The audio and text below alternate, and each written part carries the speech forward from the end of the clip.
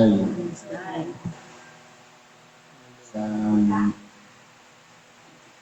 sa mapagpalang hapon po sa bawat isa.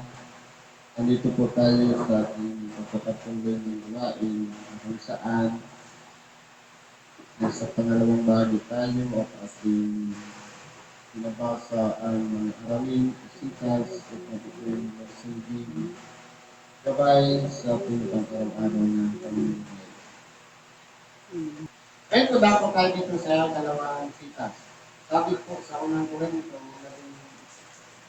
Kapitulo 12, versikulo 1 hanggang 12. Ngayon tungkol sa mga kaloob na ayon sa Espiritu, mga kapatid, ay hindi po ibig na kayo'y makaanak. Ito po, ipinapayag ni Apostol Pablo, yung mga kaloob na ayon sa Espiritu, kinakailangan tayong matuto. Kinakailangan nating maunawaan ano ba ang mga kaloob na magkakaugnay, na isa lang ang pinanggagalingan. Sabi dito, nalalaman ninyo na nang kayo'y mga hintil pa, ay inihigaw kayo sa mga piping Diyusan sa ayunang paraan pagkahatid sa inyo. Totoo po, tinamulatan natin yan.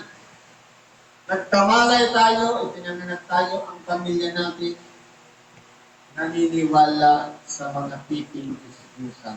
Nagawa ng mga tao. May gawa sa bato, sa kahoy, simento, nanililog ng tao, ayon sa kabihas na kasanayan niya. Pagkatapos, pininturahan, naging katulad na ng wangis ng tao o ano pang bagay dito sa ibabaw ng sanlibutan. Kaya sinasabing piping Diyusan sapagkat niluluhod-luhuran, hindi naman gumagalaw. Lahat po tayo ay naligaw niyan. Salamat sa Diyos, dahil sa kanyang kalooban, andito tayo. Tayo ay sumusunod sa kalooban ng Diyos sa maka-espiritual na pamamaraan. Dito tayo inihatid. Kaya, ipinapatalastas ko sa inyo na wala sino mang nagsasalita sa pamamagitan ng Espiritu ng Diyos ay nagsasabi si Jesus ay itinakwil. At wala nang sino man makapagsasabi si Jesus ay Panginoon kundi sa pamamagitan ng Espiritu Santo. Sa magatuwid, tayo mga tao na nakaharinig na ang aral o salita ng Diyos. Napapatid natin sa ating sarili na kapag tayo po ay ginagabayan ng Espiritu ng Diyos at ng Espiritu Santo, ang lahat ng lalabas sa ating bibig ay papuri sa kanyang buktong na anak. Kasi hindi po pwedeng siraan ng Espiritu Santo ang pangalan ng buktong na anak ng Diyos, na kahit ang Espiritu man ng Diyos, kapagkat sila'y nangagkakaisa sa layunin, sa adhikain at sa pagka-Diyos. Kaya nagsusuportahan sila. Ngayon, kung ang isang tao tinutuya ang ating dakilang Panginoon, hindi nananalig sa Espiritu Santo, at walang kinikilalang Diyos, wala po din ang kahit isa dyan. Wala sa kanyang Espiritu Santo, wala rin ang Espiritu ng Diyos. Kung ang lumalabas sa bibig ay pagputya, ang ating dakilang Panginoon ay isang tao lang o ordinary lang. Kapag kinakailangan lumabas sa isang bibig na pinapungahan ng Espiritu ng Diyos na si Jesucristo ay Panginoon. Ganon din ang pinangunahan ng Espiritu Santo. Sapagkat sinabi ng ating dakilang Panginoon, darating sa inyo ang mga aliw at siya'y mangangaral sa inyo. Kukuha siya sa nasa akin. Ibig sabihin, yung naging buhay-buhay ng ating dakilang Panginoon, naging saksi ang Espiritu Santo. Kaya ginagamit tayo, ipinangangaral natin ngayon yung buhay-buhay ng ating dakilang Panginoon. Yun po yung udyok ng Espiritu Santo. Pero kung may pagtutya sa buhay na pinagdaanan ng ating dakilang Panginoon, wala pong Espiritu Santo. Yung pagkilala lang sa pangalan ng dakilang Panginoon, Hindi po yan umuugnay sa ating dakilang Panginoon. Sa magkatuwid, ibang espiritu po yan. Ngayon, may iba't ibang kaloob, dapat isang espiritu. Ito po ang dapat maunawaan natin. Isang espiritu at maraming mga kaloob. Depende po sa isang tao kung ano yung taglay niya. Kasi kung mapapansin po natin, sa isang tao, hindi niya naman na-perfect lahat ng kaloob ng Espiritu Santo taglay niya. Ito nangangaral siya ng salita ng Diyos. Marunong siyang magpatawad. Marunong siyang umibig sa kaaway. Lahat ng yan ay isang resulta ng pinangunahan ng Espiritu Santo. Pinangunahan ng isang Espiritu. Pero may mga iba naman dyan, na may kalakasan siya, may kahinaan din sa ibang bagay. Kaya kinakailangan natin sanayin ang ating sarili na dapat yung isang Espiritu na yan. Pagama siya'y umuugnay tayo doon sa isang Espiritu na yun, hindi pare-parehas po ang ating natungkulan. Kahit sabihin natin, 5 tayong tagapagpahayag ng salita ng Diyos, iba-iba ang pangangaral o style o pamamaraan kung paano tayo nagpapahayag ng salita ng Diyos. Kung paano ang biyaya sa pamamagitan ng pagpapatong ng kamay, iisang espiritu, parehas ang ginagawa. Parehas na proseso. Pero iba-ibang kapangyarihan ang dumadaloy sa ating mga kamay. Sa makatuwid, bawat isa sa atin ay magkakaiba-iba at hindi parehas. Pero iisang espiritu ang gumagawa sa lahat. May iba't ibang pangangasiwa, katapwat iisang Panginoon. Ito po. Sa mga kongregasyon, maraming management o pangangasiwa. Iba-ibang mga tao nilalagay niya na nangangasiwa. Pero, isang Panginoon lang ang sinusunod nila sa makatuwid.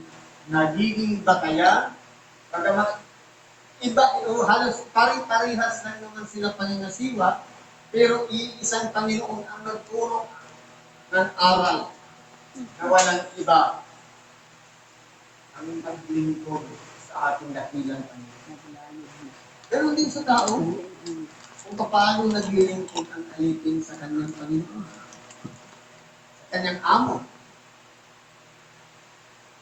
May iba't ibang paggawa, datapwat isang Diyos na gumagawa sa lahat ng mga bagay sa lahat. Pang-general na po siya. Iba-ibang paggawa. Yung pamamaraan ng paggagamot dito, iba. Ganon din dito, ganon din dito. Yung style niya ng pananaraw ng salita ng Diyos, iba-iba.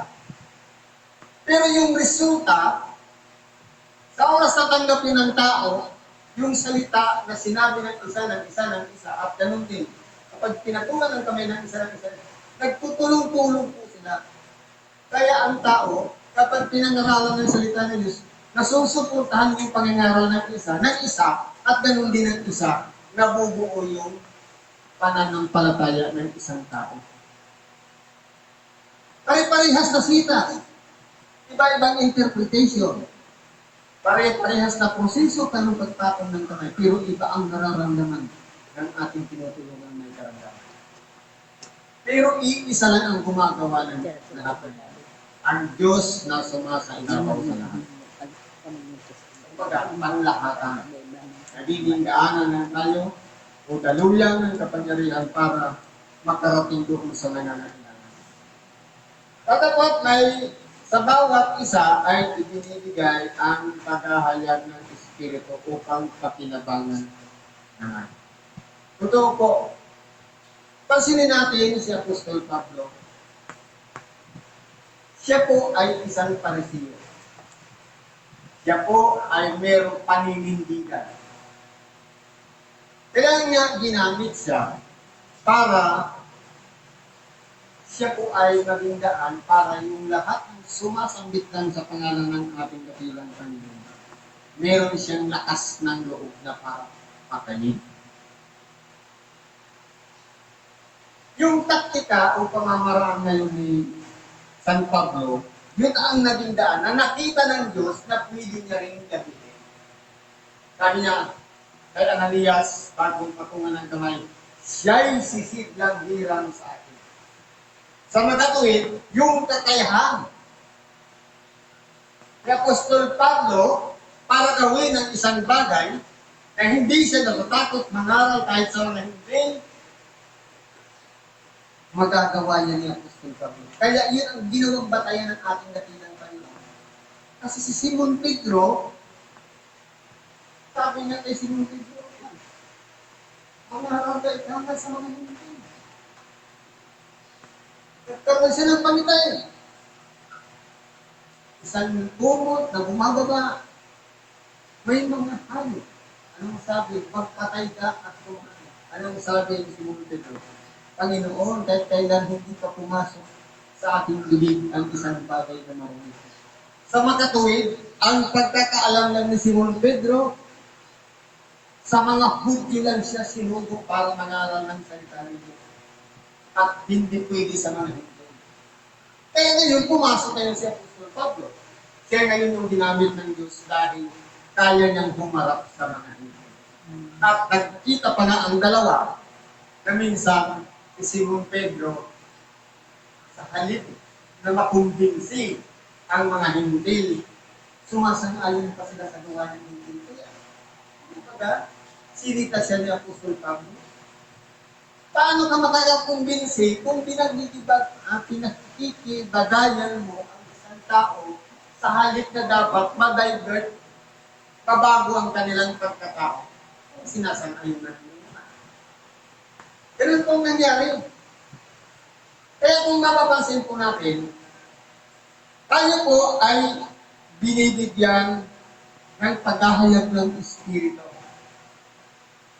Bago pa tayo anyuan sa sinakpon ng ating ina, pinili na tayo ng Diyos para sa gawain ito. Para naman, yung mga tao na nasa paligid natin, yung palagi nating nagkakasalamuha, kapag kinabangan naman tayo ng Diyos para maging daluyan ng kanyang kapangyarihan.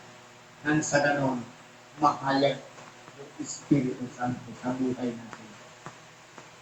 At sa mga taong nakapaligid sa atin. Sapagkat sa isa sa pamamagitan ng Espiritu ay binibigay ang salita ng karunungan. Totoo po. At sa iba, ang salita ng kaalaman ayon din sa Espiritu.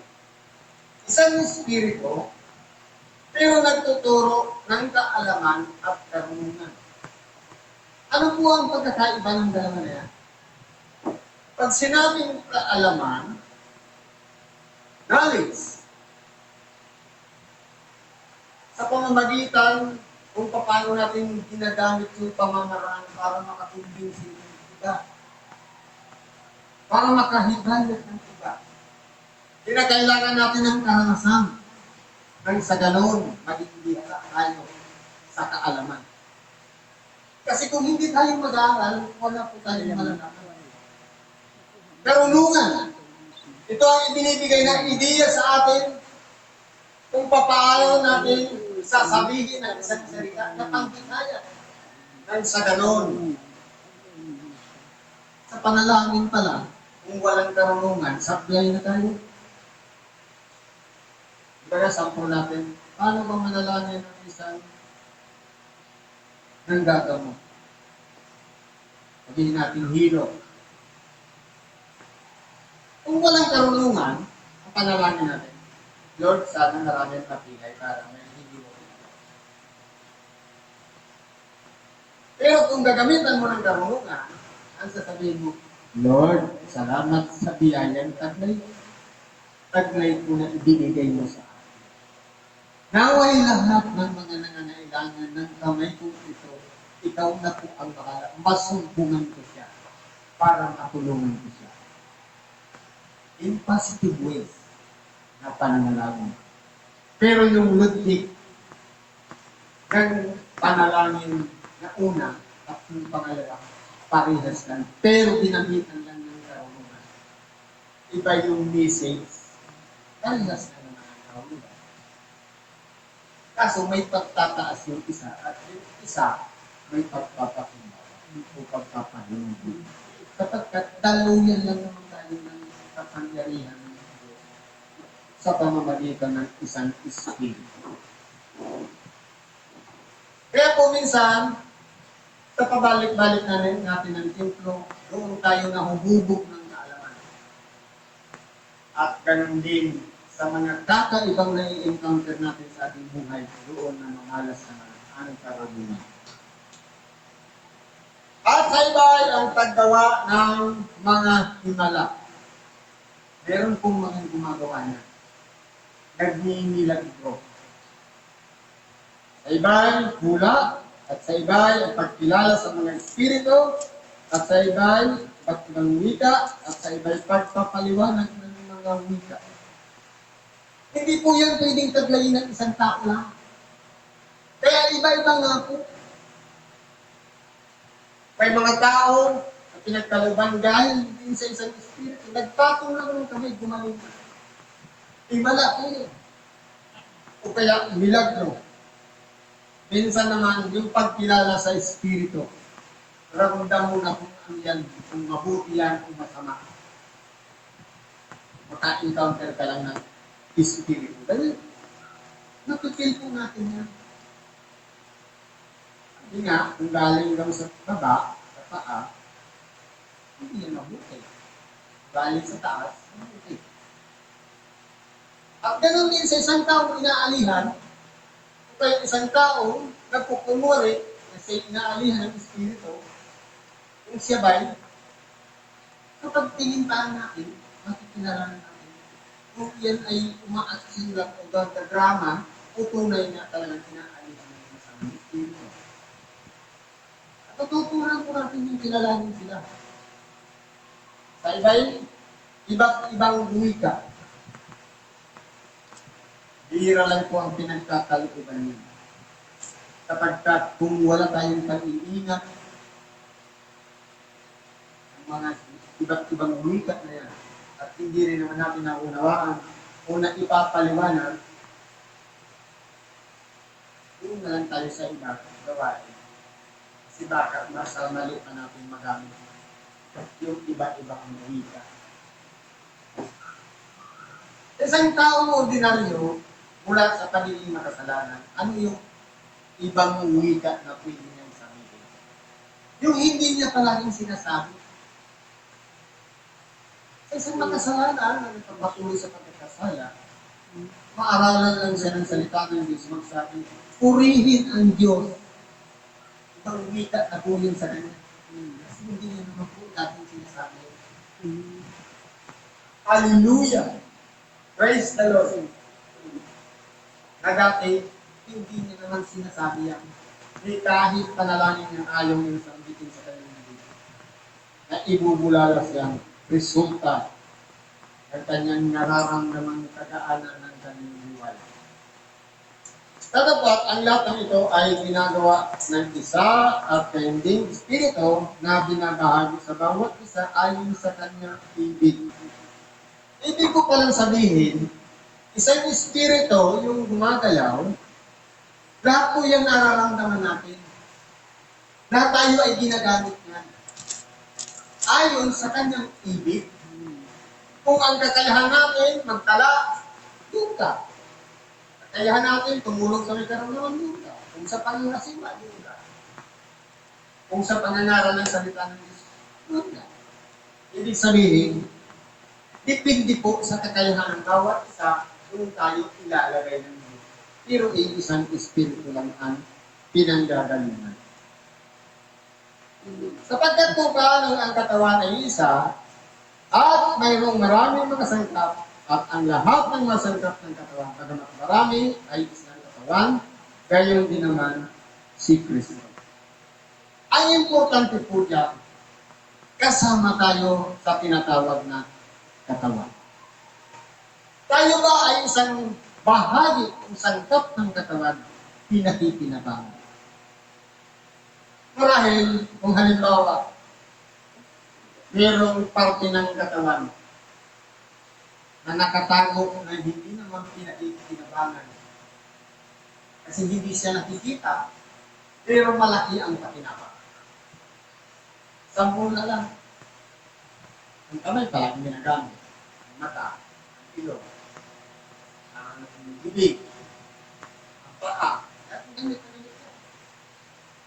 Subukan natin itong sarkan mo lang yan at hindi mo pahinahin ang init ng katawan. Aalboro ko ang buo natin temperatura ng ating katawan. Ibig sabihin, kung sino yung alin yung bahagi ng katawan na siyang mahina na hindi palaging gumagawa, siya pa ang may malaking pakinabang. Ganyan po ang kapakinabangan. Hindi puro bibig lang. May lumalabas, may bupasok, kain. Subukan lang maghapon hindi tumuwi. Hindi magtrabaho ang puso. Ano nangyayari kaya sa tiyan? Kung tapat, sa tiyan, minsan, papunta pa rin sa colon cancer. Kasi puro ng kasukan lang, hindi na ilalabas. Kaya po, sa kalagayan natin, huwag natin iisipin, ako walang pakinabang. Hindi ako ginagamit o nagiginggan para maging bahagi ng katawan. Palagi natin iisipin, may pakinabang tayo, kaya tayo nariyan. Ang importante lang, kung ano yung ibig ng Diyos, tataglay natin, magtrabaho tayo. Ayon sa isang sangkap ng katawan na walang iba, bahagi tayo ng katawan ni Kristo. Iba-ibang sangkap, iba-ibang pakinabang, iba-ibang tungkulin, iba-ibang gawain, pero isa lang ang kumikilo sa lahat ang nakatuwid pa rin si Kristo na nabubuhay sa bawat isa sa atin. Kaya tayo pabalik-balik ng templo, nangangaral ang iba tumutulong sa may karamdaman, ang iba sa pangangasiwa, ang iba sa pagpapatong ng kamay, ang iba sa pagtuturo. Lahat ng yan ay sangkap ng katawan. Ang mahalaga, hindi pilay. Kagamat tayo yung kamay, tagapatong ng kamay, dapat nandito tayo para pupukarin ang katawan sa bawat linggo ng pagsamba natin sa ating dakilang Panginoon. Siguro po, hanggang dito na lang pakikita natin sa oras. Salamat sa Diyos. Panunan natin mga karaingan, kaya ipagkakwa natin sa Diyos. Sa ngalan ni Kristo Jesus, salamat at isang mapagpalang hapon sa bawat isa.